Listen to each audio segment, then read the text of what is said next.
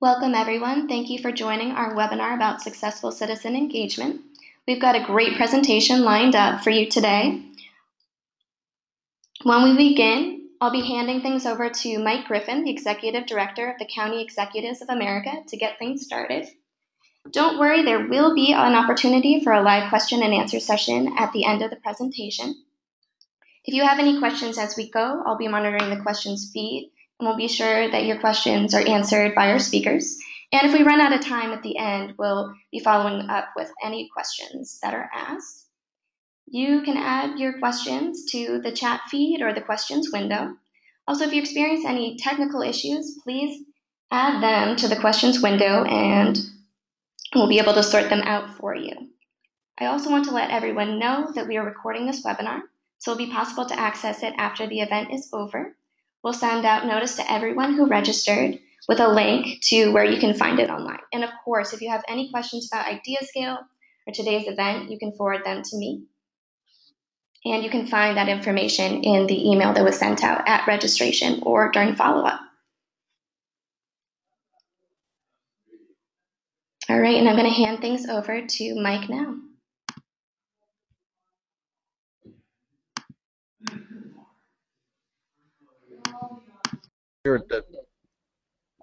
Good morning or good afternoon, everyone. Thank you for joining us here at CEA, County Executives of America. Just a brief overview of the County Executives of America. We're a 501c6 organization chartered to represent chief elected political officers of county or consolidated city counties around the United States. We have approximately 720 county governments or consolidated city governments as members of our organization. We are chartered to represent those counties before the United States Congress. That's both the House and the Senate. The secretariats being Secretary of Transportation, Agriculture, etc., and the independent agency or the quasi-independent agencies like the Federal Aviation Administration, the Federal Communications Commission, etc. Our job is to bring an information line and an influence line to all of the members of the federal government, no matter whether they're in a department or in an elected office, as to the feelings and abilities and things that deter the ability of our leadership to run a county or a consolidated city county.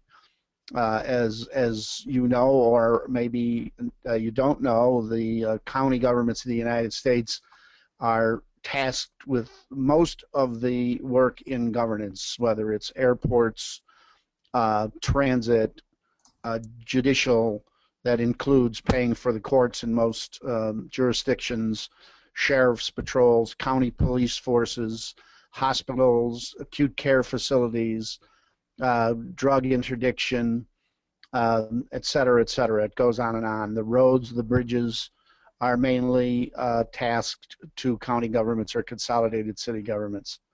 So that's our job at CEA, and one of the things that we attempt to do on a continuum is to bring best practices.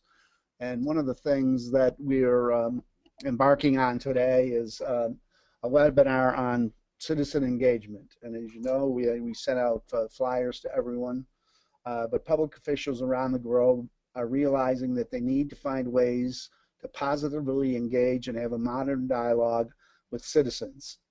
The Obama administration started to encourage citizens to contribute ideas and assess the ideas of others. Online citizen engagement software has been used by a range of government institutions, from the municipal to the federal level, and the U.S. and elsewhere. With these engagements, when these engagements succeed, the government gets a better understanding of the priority of its citizens, sources innovative ideas, and to improve programs and services and build a more positive, supportive relationship with voters.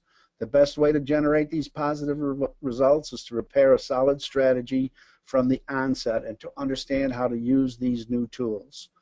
With that, I'd like to turn the webinar over to Dr. Norm Jacknis, CEA technical advisor and a great asset to this organization, who should be tapped further. With that, I give you Dr. Norm Jacknis. Thanks very much, Mike. You actually said what I was going to say, but in much shorter time. Thank you. I welcome everybody. I am CA's technology advisor. I've had that position for a number of years, going back to when I was CIO in county government. And I also have been helping IdeaScale sort of understand and be liaison to local government. So let's talk about citizen engagement. Hopefully everybody can see my screen. First of all, we might want to think back to how citizens used to be engaged, this sort of ideal pure form of democracy that everybody sort of learned about in school, the old New England town meeting. Actually, it continues in small New England towns. And there are variations of the idea. This is from Philadelphia, which is a combined city-county government, and they've been trying to do this kind of thing as well. But the reality is that there's a key question in a country of, 325 million people is how can the engagement that you used to have at the town meeting scale up from a couple of thousand people to many, many more than that? And some of the counties, I'm not sure exactly who's on the call, but as you well know, I mean, you've got counties that are over 10 million people, like Los Angeles County. You can't fit them all into one room.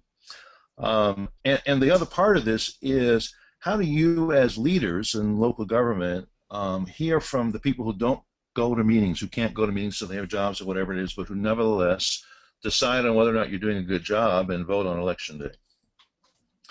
So, as Mike mentioned, when President Obama came into office, he had this big open government initiative. And that actually is what got the company IdeaScale started in building a citizen feedback platform for a couple of dozen agencies, as well as the White House itself. And so one of the things that I want to go through first, because President Obama sort of had a commitment to this in his campaign, but you might ask yourself, well, what are the reasons why in my government I should be setting up some kind of platform for citizen engagement and really be concerned about this? So I'm going to give you a number of reasons.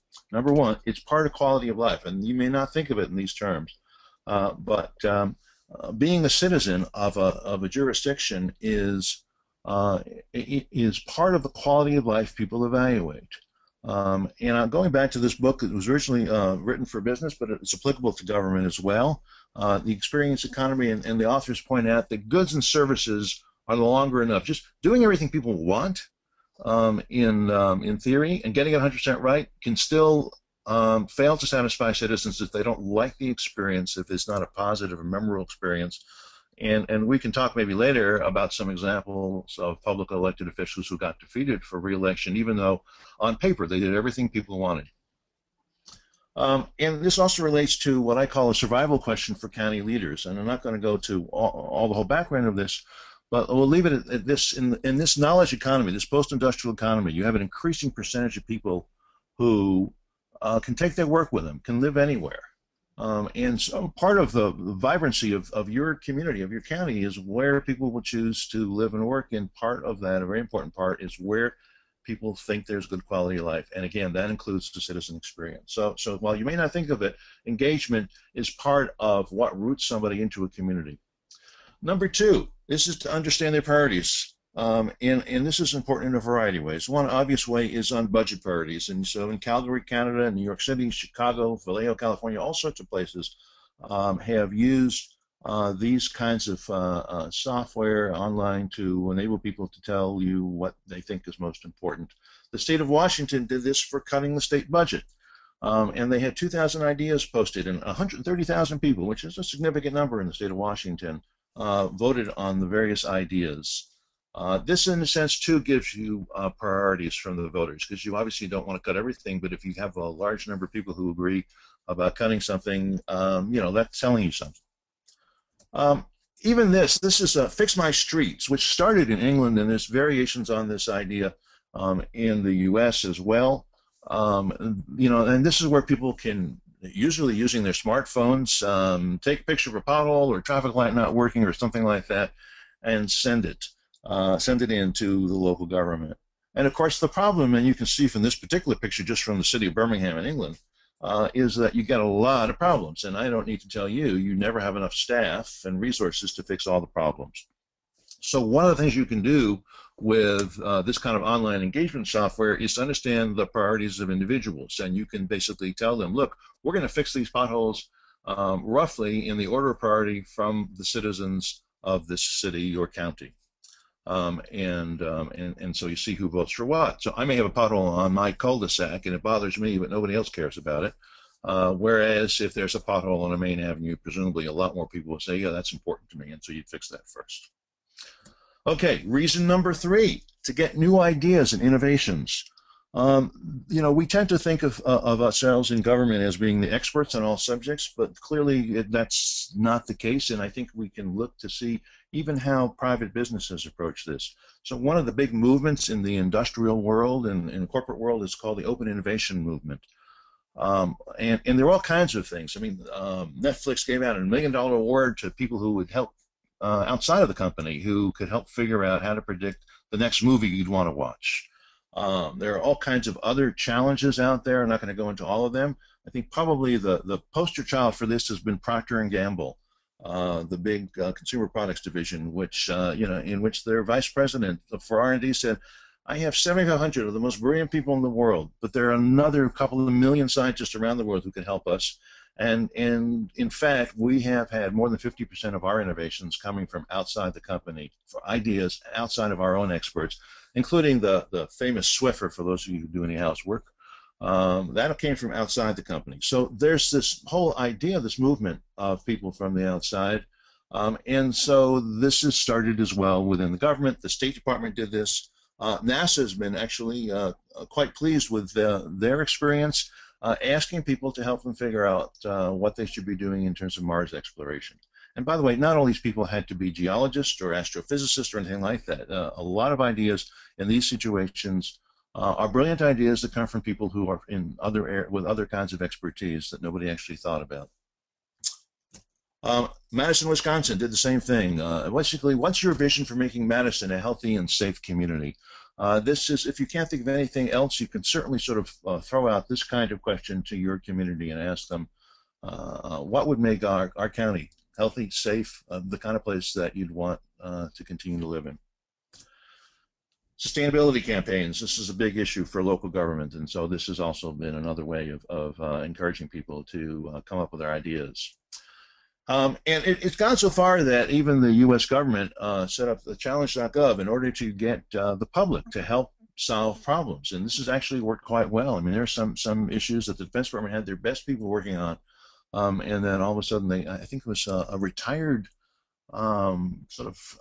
electrician came up with some solution to some significant radio problem they had, just as an example. And this is, by the way, not just in the U.S. in advanced economies. This kind of thing has taken on worldwide application. So there's this group called Making All Voices Count that started a short time ago. And they've had all kinds of ideas contributed to them and people around the world helping figure out how to make improvements, particularly in developing countries. But some of those ideas actually apply to us as well. Okay, reason number 4, to improve legislation and regulations. And you might think, my gosh, we get people running our laws. Well, it's not quite 100% that way, but you'll see things like this. So in Finland, the government was coming up with new laws on snowmobiles. Now, you may not think that's terribly important, but in Finland, if you know what the weather's like, this is a pretty significant issue for Finland, and they actually had people crowdsourcing the ideas, which eventually went in the form of a draft law to their parliament to actually become finalized. Okay, reason number 5, to predict public reactions to proposals. And this is something you don't often think about. You may have an idea. You may even want to do some sort of public opinion polling, which is an increasingly distorting tool. But you want to find out how the public going to react to this, and not just the people, the usual interest and the usual people who show up at hearings, but more generally. And this kind of engagement online can actually be very helpful. And I'll give you a funny example about it. So, as we said, President Obama had this open government initiative and encouraged people to propose their ideas for things that the federal government should be doing. And 5 years ago, with some embarrassment, this is what they found out. Among the more popular ideas was to decriminalize marijuana. And there was a lot of tittering about, oh my gosh, blah, blah, blah, this is the kind of reason why we can't get the public involved. Well, if you look back now, 5 years later, you may understand this was kind of an early warning system for political leaders that, there was actually a constituency. And at this point, it doesn't seem so crazy that this represented a mainstream idea, if not one that everybody agrees with. Reason number 6, why engage citizens to get their help delivering services, particularly when you're stretched. You can think about what is it that we can do to help citizens provide services to each other. So remember, as the county leader, you're not necessarily responsible for having paid staff to deliver all the services that you need, but you actually can use other people that you're not even paying. Now, I'm not talking about nonprofit groups that you might use for social services. I'm talking about actually citizen-to-citizen stuff. The classic example of this kind of cooperation, you may not think is possible, but Wikipedia, which everybody uses, is almost a completely voluntary organization where people are contributing all over the world to this thing. There's one you probably haven't heard of, but it's got more than 1 million people who are helping each other figure out things about the universe. It's just a big science project. It's got 1 million people working on it voluntarily. The National Archives has the Citizens Archivist Dashboard in which they have an enormous collection of stuff that's a lot of it has been digitized, but they need help in figuring out what the images mean. Computers aren't smart enough to do that, but people are. And so they have a whole bunch of folks who go through, give their time to help the National Archives do its job by looking at these images and helping to classify them and making information available about them. Going even further, in England, they have developed what they call co-production in public services, in which there's actually a partnership where people are providing services to each other in a variety of ways. And you can, if you're interested, you can see some of the reports about this situation and how well it's worked for them. It obviously is not going to work for everything, but imagine, for example, that you've got a summer program, recreational program for children. It might be that having a mother who put her kid through these programs in previous year would be a better guide to them than a civil servant chosen at random. Whereas you want to save your civil service staff for the kind of difficult problems that might come up, like children with special health needs or disabilities, and have the average first-line services delivered by citizens to each other under your guidance. Okay, reason number 7. This is to gain their understanding about the realities of governing. And I mentioned before about co-production, a version of this that was done in Oakland County, Michigan. They called Net Volunteers, and they had an interesting story. It was reasonably successful. It was part of their response to a dramatic loss of property tax revenue. Remember, this is Michigan, and they really get hard by problems in the auto industry. But what they also found was a positive thing in a funny way, that when you have citizens, average citizens, trying to help each other with public services, they begin to get a greater appreciation of how difficult it is, and it's their sort of criticism, if you will, of the government gets to be muted and not quite as sort of arbitrary, and so that's a benefit as well for this kind of engagement. And finally, why engage citizens? It's really to regain their trust and support. And again, if we have a chance, I'll give you some local government examples in particular areas where this is useful. But I think this is important to realize. This is part of the context in which you are all governing. There is not a lot of trust. You can look at these charts from the Pew Center about the dramatic decline in trust in government going back 50 years. You see all kinds of polls happening, and by the way, it's not just in the U.S. This is occurring all over the world, including Macau over in Asia and China. There was a UN study about this, in which basically, as the abstract says, the decline of trust in government has been a critical issue in many parts of the world.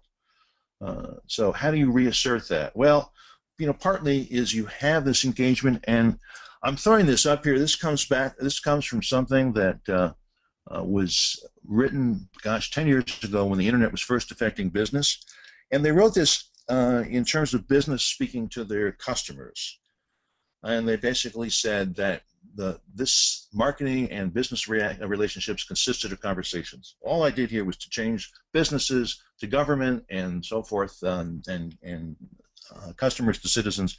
But it applies as well. Government consists of conversations, and the internet is enabling those conversations that weren't possible in an era of mass media. And I'm not going to read all of this to you, but I think you get the idea. You are actually, with citizen engagement, not just sort of reaching out one-way communications, but you're establishing a conversation that will help both sides understand each other better. Okay. So those are a whole bunch of reasons why you ought to do this, but you've also heard that, you know, sometimes this stuff doesn't always go well, so I just want to briefly go through things to consider to ensure a successful engagement if you use these kinds of tools and really try to engage citizens. So first, I'm going to tell you what doesn't work. These are sort of, I call them the 5 preconditions that make engagement unlikely. Ancient technology. You know, I mean, there is some basis. You do need some good technology to make this work. A sort of dictatorial regime, lack of trust in a society. You know, as an example, you're not going to try to do this kind of citizen engagement in a place like Syria. But you know, that's sort of the extreme. But also in a number of our communities, in a number of our counties, there are segments of the population who feel very much as if this is their relationship to the government. And so you're going to have to work extra hard to overcome these preconditions in order to make sure the engagement really works properly. The other thing is to be realistic. I know lots of people say, hey, we can do this, it's online, we'll get millions of people participating. Well, yes and no. This particular pie chart I'm showing here is based on the experience of Wikipedia. So what they found was that 90% of the people were basically, the phrase is lurkers, they just used it. They didn't do anything other than using it. 9% of the people helped contribute from time to time. If they saw a mistake, they'd fix it. If they saw a grammatical error, they'd fix it. And then 1% were really the hardcore who helped run the community, if you will, and kept things going. These are all volunteers, but it's 99 and 1. And I have to tell you that there's been a variety of studies about how people behave in these sorts of communities. At best, you'll get a 70-20-10 ratio, but it still means only a minority of the community is full-time active. That doesn't mean it's not having a positive impact on everybody else, though. You need to think about who the target audiences are. Is it all the members of the jurisdictions? Is it some people just served by a particular agency? Who do you want? Do you want experts only? You want people beyond your jurisdiction? You know, maybe you're doing something about tourism. You know, for your county, so you might want to have people who aren't just in your local county. And it really, the answers to these questions depend on what you want to achieve. I think you don't just go into this and say, well, it sounds like a good idea, let's just do this. You really need to think about the goals you have in mind, like anything else, any other initiative you might undertake. And then the other thing is to understand this whole kind of thing is called crowdsourcing. But not all crowds are wise. Not all crowds are equal. A lot of this conversation started with a book called The Wisdom of Crowds. And as the subtitle says, why the many are smarter than the few and how collective wisdom shapes business, economies, societies, and nations. And it was a good book, but it wasn't. But, you know, people have taken that to mean all crowds are good. And in fact, one of the things that the author of this book tried to emphasize was what those conditions were to achieve the best results. And it means a great variety. Two things I think really come out: a great variety of perspectives on the problem. So people are bringing their individual knowledge. Nobody has the complete answer, but together they can put it together. And each person's judgments independent of the judgments of others. And so this is very important just for understanding how to succeed, particularly about the questions of fact that you're trying to guess. The classic example people use of this is going back, I think, in the 19th century when they asked a crowd of people to guess the weight of a bull at a fair. And no individual got it right, but the average actually turned out to be right within a pound or so. Okay. Partly, you know, I mentioned this as a conversation. I can also sort of use another analogy. It's kind of like you're the host at a party. And you need to get people to the party. You know, the classic movie, if you build it, they will come. Well, not quite. Like anything else, it needs to be publicized and promoted, but make sure that you don't hype it up. I think keeping expectations reasonable, particularly when you start something new like this, is very important. And of course, you have, you know, the other side of if you build it, they will come. Forget about the field of dreams. You can always, you know, right? Anyway, all right. So starting the conversation, I think you need to get the conversation going. You are starting this by asking a question or asking for advice on something, and I think I'm listing here the kinds of things that um, are important in terms of the way the question is phrased, and obviously being an objective and doing it in a fair way, not looking for some affirmation of some decision you've already made, I think is important. Um, do the best you can to encourage people who wouldn't normally get asked to participate. And the last two are important. I think you need to have a balance between too broad and too narrow a topic. If you make it too narrow, you're not going to have much interest. If you make it too broad, people won't know how to respond, and you're going to end up with not anything terribly useful. And the other, and I'm going to talk about this a little bit more, don't ask any questions that are so sensitive politically that you can't use the results, because that's going to be worse than not doing this at all. And I'll give you an example. By the way, you can also structure this. Now, this goes back to my former boss in Westchester County, who actually did this with an open space plan where he wanted suggestions on what properties people suggested for the acquisition by the county government to keep down suburban sprawl. And this was very structured, and you had to sort of make your proposals against a set of dimensions, a set of criteria. Things can also get off track, and there are a variety of ways in which you can see this. I mean, you can have inappropriate comments that need to be edited out, and there's a whole bunch of issues about accuracy that come up, and obviously technical issues, which by and large the software handles quite well. And what's called hijacking, where you have too few participants or you have lobbying going on, and so you need to keep track of that and make sure that it doesn't dominate the conversation. And then you need to worry about keeping up the conversation. And there's always some degree of editing. In the technical jargon, it's called moderating these conversations.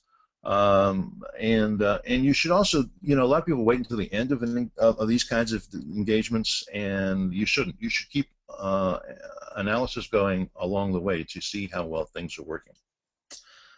Final point, don't forget to sustain this engagement, this discussion, as long as it's useful, and then to officially end it. And I say that because you get situations like this. This was from one of the places that use this kind of thing, and as you can see, the last ideas they had were 1 year ago. This is from going online today, right? This is not very encouraging to people that you're actually paying attention to them and that this is active. So somebody here should have said, okay, thank you very much, we're done. And this is what we've done with this stuff. Even worse is Texas had this thing where they had the Texas Red Tape Challenge, right? They're ideas for government efficiency, and as you can see, there are no ideas on the bottom because it hasn't been kept up. And the other thing I just say, and this could lead to a whole long discussion, and if you're interested, we can pursue this at some point offline, but partly to get people to stay at the party, you need to think like a game designer. So there are a variety of rewards. Not everybody's rewarded for the same kind of thing. Some people are more accomplishment or intellectual reward, others are social. You need to think about the variety of ways that people could be motivated to get involved and to really contribute to the community. Okay. Important question you need to answer before you go into is, what are you going to do with what you get? And people will be unhappy if you don't do something with it. And I think it's important to say, again, this is a conversation. So it doesn't mean you need to do exactly what it is that even the majority of people might say. You can refine the ideas, but you need to respond to them, and that's the important thing. Say, look, we considered this, and we like this part of it, and we're going to do that, and so forth. We can't do the other for whatever reasons, and at least people have a sense that they're participating in a conversation.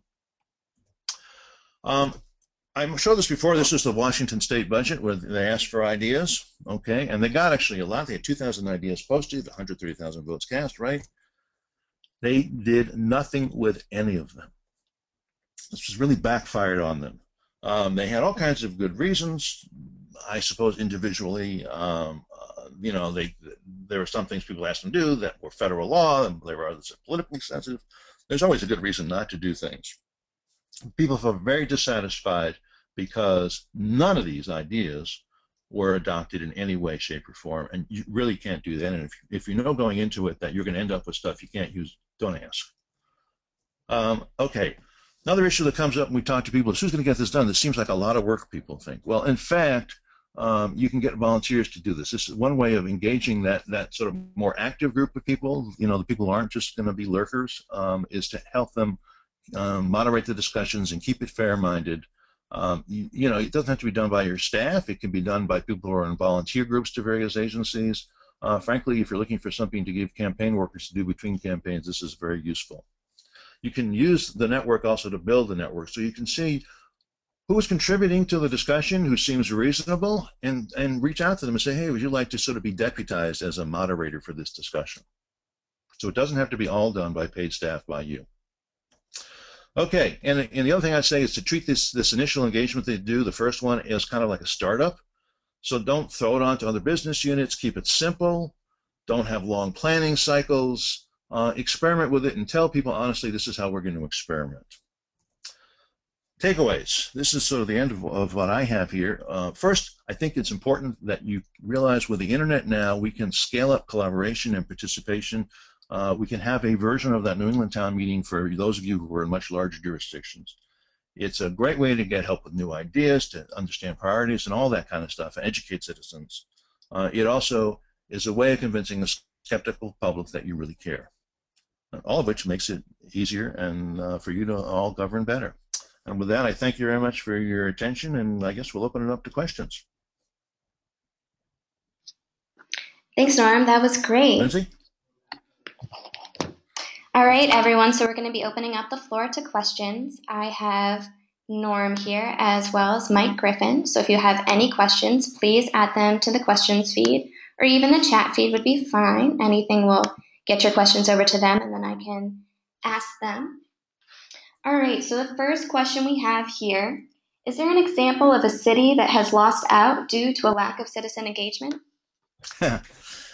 Actually, one of my favorites, a classic example, I guess, is Mayor Nichols of Seattle. This is going back, actually, now I think 2 mayors, but he was a few years ago the president of the U.S. Conference of Mayors and ended up being defeated for re-election in a primary, in which he actually, I think, came in 3rd.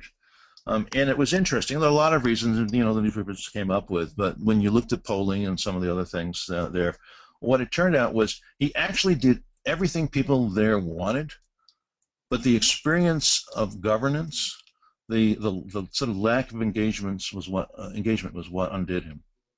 And I think people will give you a lot of slack, a lot of understanding if you're willing to enter into a conversation with them. But even if you're the smartest kid in the class and get 100% doing everything right and you don't have that kind of engagement, people will be unhappy. But Seattle was, I think, one of the best examples that I've heard. That's amazing just to see the effect so clearly. All right, so the second question we have here. If you have any questions you want to ask citizens regularly, what's the best way to keep that content fresh and then archive the old content? Well, you can. Well, first of all, it's always easy to archive the old content and just say, hey, here's what we did a year ago on this question. I think that keeping stuff fresh is, first of all, means that you need to keep on asking new kinds of questions or contributing ideas. So you may come back, you may let people have a conversation for a few weeks, and then you can come back and say, well, here's what the people in the health department said, or the highway department, or whatever it is that might be relevant, and to sort of give folks something that they can respond back to. So I think that, and then you'll see in some of these examples, I think like the one in Madison, Wisconsin, where they group these into different subject areas, and then you would have an ability to see the most recent kinds of subjects. So from the user's point of view, they can keep coming back there and they'll see new stuff. Great. Actually, that kind of feeds into the next question. So, Norm, do you have any other examples from local government? Yeah, I mean, it's interesting. Two of the more recent examples that I have seen of this kind of citizen engagement actually surprised me a little bit. They weren't necessarily what I would have expected to be the first place that a local government would use this for, and that's in public safety. So both the Monterey County Sheriff's Department and the New York City Police Department are planning to roll this out and beginning to use this. And I think it's this, and they actually started their plans before all of the incidents in Ferguson occurred. But you know, I think police departments actually realize that they have issues of needing to have better conversations, better dialogue with both the residents of their communities, as well as their own internal staff.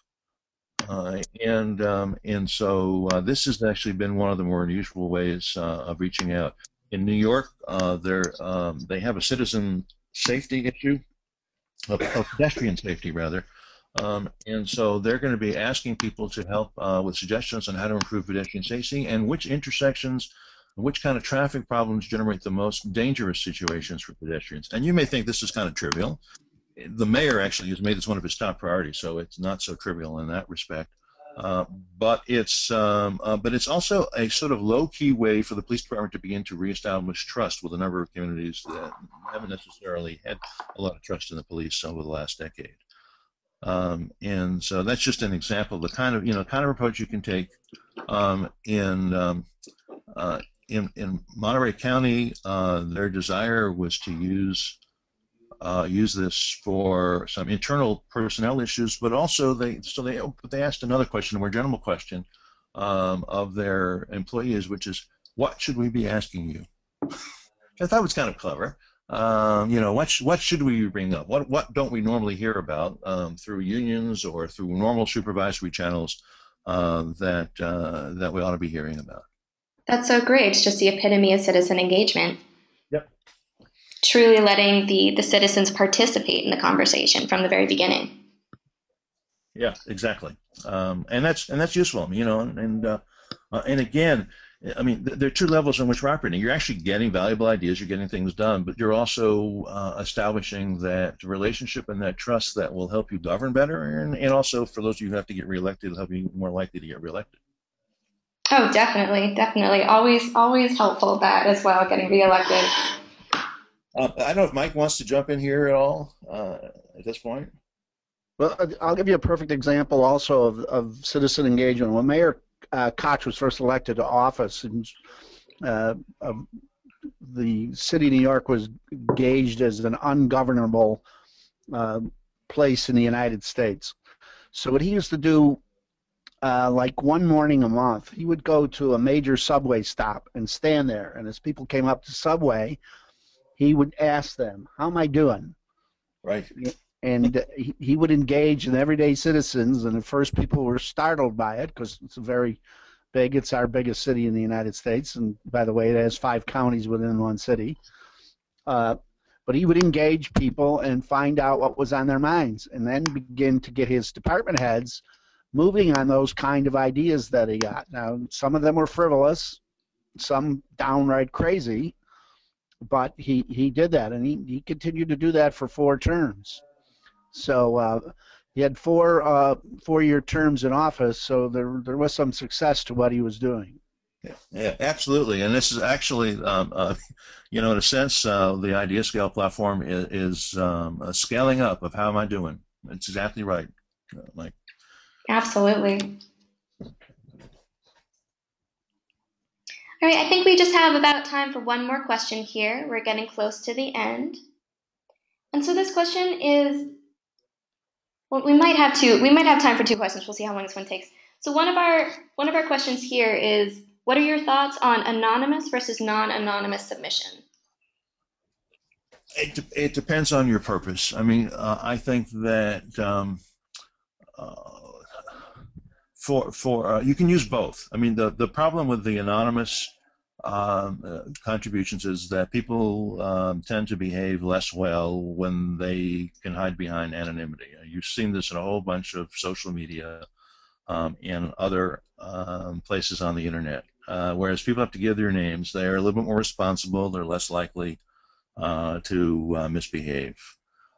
So in general, the examples that I have seen and been part of, we've tended to actually ask people to provide some form of identification.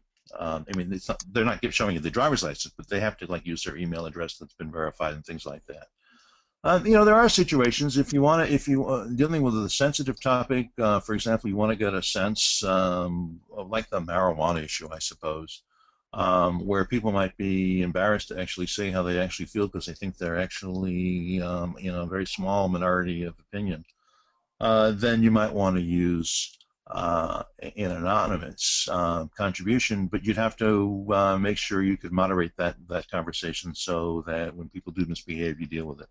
By the way, I think most of the good software like this, and IdeaScale is obviously the best example, but most of the software is pretty good at eliminating the basic obscene words and stuff like that. It's really more the kind of stuff that's not obscene, but is really out of hand and would stop a conversation. So there's value at times in using anonymous contributions. You just have to work at it a little bit more to keep the conversation intact. That is interesting. I mean, yes, you want to create your campaign, your citizen engagement campaign, more focused on what you're looking for. Different situations require different setups. So, what do you think, Norm? Time for one more question? I think we're almost at the end of our time now, right? So maybe. Sure. Okay, let's try to make this one quick then. Okay. So this question is about how do you target specific demographics? What if you were not getting a broad representation in your participants? How do you manage for skewed representation, specifically in age or income demographics? So a couple of answers to that. I mean, first of all, as I said before, you really need to treat this like any other major initiative. You can't just sort of open up this thing on the internet and hope people will come there. You need to use all the media, including the traditional media, let people know this stuff is out there, and advertise it in public locations. Not everybody obviously has access to technology, so you really need to work closely with whatever public library system you have, and community centers, and senior groups, and all the places where folks would congregate who don't have ready, easy access to technology. And I think so that's important in order to make sure that you get a diversity of views by reaching out to all those different kind of places. And the other thing is to make sure that people understand they don't necessarily need to do this just on a computer, that there's an app for that as well, and all that sort of thing, so that there are a variety of ways that people can gain access to this. I think also there's an encouragement, there's a feedback loop here. And so as you start to get some response, you need to let the media know there has been some response and you want even more. And you will find this does build up, build some momentum. And I think that's about it, right? Yeah, it looks like that's about as much time as we have for today. Thank you, Norm and Michael Griffin, for joining us today for our webinar, and thanks to our audience. And I'd like to thank everybody too, and thank the two wonderful organizations that I'm working with on this, is the County Execs of America and IdeaScale. Thank you all. Have a good day. Thank you, everybody, for joining us, and we hope that this will be a long series of interactions between all of our members and the citizens of the United States. Thank you.